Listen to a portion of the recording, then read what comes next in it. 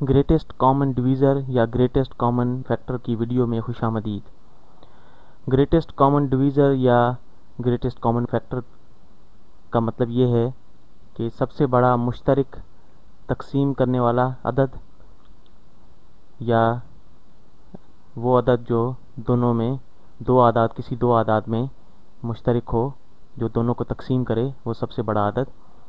तो हमारे पास अगर दो अदद लेते हैं 12 और 8 और इसमें यह मालूम करें कि इनमें ग्रेटेस्ट कॉमन डिवीज़र या ग्रेटेस्ट कॉमन फैक्टर क्या है, तो उसे हम किस तरह करेंगे। इसे हम आदे आज़म भी कहते हैं उर्दू में, इसे हाईएस्ट कॉमन फैक्टर भी कहा जाता है। तो इसे हम इस तरह करेंगे कि 12 को अगर हम लेते हैं तो 12 को 1 से तकसीम किया जा सकता है, 2 से तकसीम किया जा सकता है, 3 से तकसीम किया जा सकता है, 4 से भी तकसीम किया जा सकता है। तो इसे 6 से भी तकसीम किया जा सकता है, 6 दूनी 12 होता है, और 12 से भी तकसीम किया जा सकता है। ठीक, तो अगर आपको पहाड़े याद हैं तो आप ये 12 किस तरह होता है ये आपको मालूम होगा। इसी तरह 8 जो है, 1 अट्ठे 8 होता है, 2 चौक 8 होता है, और 4 दूनी 8 होता है, और 8 एकम 8 होता है। तो इस तरह ये इसके फैक्टर्स बनते हैं। इन आदाद से इन आदाद को तकसीम किया जा सकता है। 1 2 4 8 से 8 को तकसीम किया जा सकता है। 1 2 3 4 6 12 से 12 को तकसीम किया जा सकता है। तो यहाँ पर देखें, 1 जो है वो दोनों में मुश्तरक है।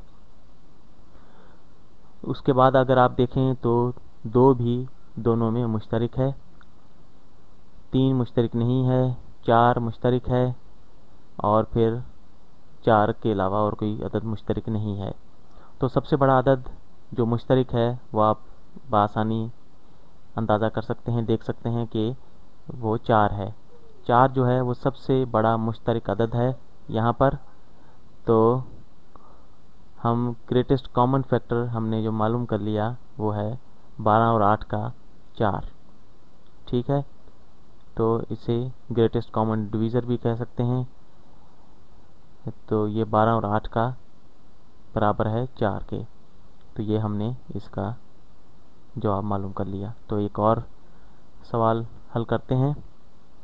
यूँ कहें कि ग्रेटेस्ट कॉमन डिवीज़र हम मालूम करते हैं 25 और 20 का। ठीक है, तो 25 को हम 1 से तकसीम कर सकते हैं, 5 से तकसीम कर सकते हैं, और 25 से तकसीम कर सकते हैं। ठीक, 5 पंजे 25 होता है, 25 एकम 25 होता है। ठीक, तो इसी तरह अगर हम 20 को लें तो 20 को भी हम पहले 1 से तकसीम कर सकते हैं। 1 को 20 से ज़रब दें तो 20 हो जाता है। फिर 2 से तकसीम कर सकते हैं, 2 डह 20 होता है, 4 पंजे 20 होता है, 5 चौक 20 होता है, 10 दूनी 20 होता है, और 20 एकम 20 होता है। तो इस तरह ये हमने इसके फैक्टर्स मालूम कर लिए। तो यहाँ पर 5 जो है वो कॉमन है, जो सबसे बड़ा अदद है यहाँ पर मुश्तरक। तो कॉमन ग्रेटेस्ट कॉमन डिवीज़र हमने मालूम कर लिया 25 और 20 का, जो बराबर है 5 के। तो एक और सवाल हल करते हैं।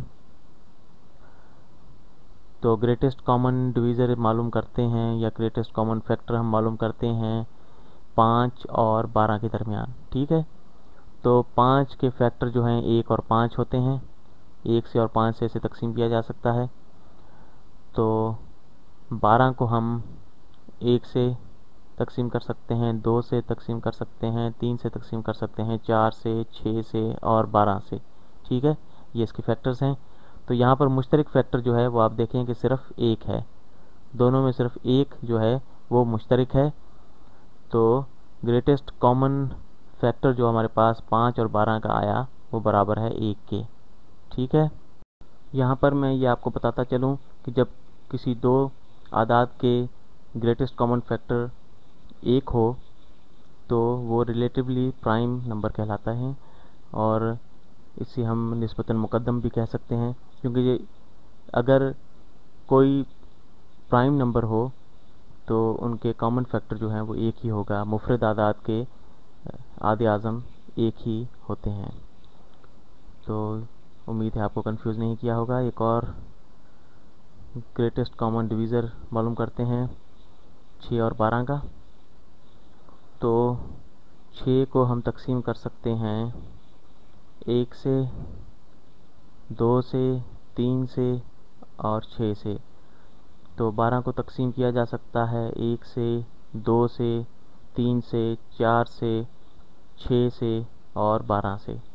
ठीक, तो यहाँ पर सबसे बड़ा अदद जो है, यहाँ पर 1 कॉमन है, 2 कॉमन है, 3 मुश्तरक है और 6 भी मुश्तरक है। तो सबसे बड़ा जो अदद मुश्तरक है वो 6 है। 6 से जो है वो दोनों को तकसीम किया जा सकता है, ये सबसे बड़ा अदद है।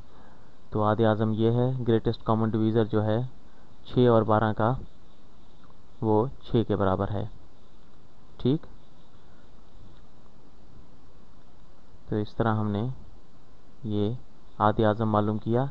ग्रेटेस्ट कॉमन डिवीज़र या ग्रेटेस्ट कॉमन मल्टीपल भी कहते हैं, या हाईएस्ट कॉमन फैक्टर भी इसे कहा जाता है। ठीक है, उम्मीद है आपको समझ में आया होगा। आइंदा मैं इस मौजू पर और नमूने पेश करूँगा। अब इजाज़त चाहूँगा।